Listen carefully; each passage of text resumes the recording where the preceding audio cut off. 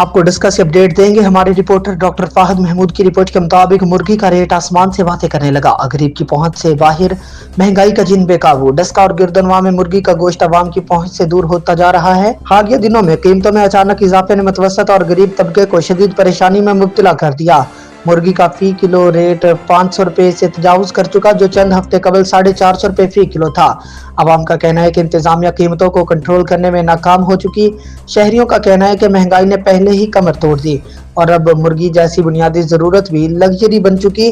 تاجروں کا موقف ہے کہ پولٹری فیڈ، بجلی اور دیگر لاگت میں اضافے کے باعث قیمتیں بڑھ رہی ہیں، جبکہ صارفین کا مطالبہ ہے حکومت فوری ایکشن لے اور قیمتوں کو کنٹرول کرے تاکہ غریب آدمی بھی 2 وقت کا کھانا کھا سکے۔ شہریوں نے متعلقہ حکام سے اپیل کی ہے کہ مصنوعی مہنگائی پیدا کرنے والوں کے خلاف کارروائی کی جائے اور عوام کو ریلیف دیا جائے۔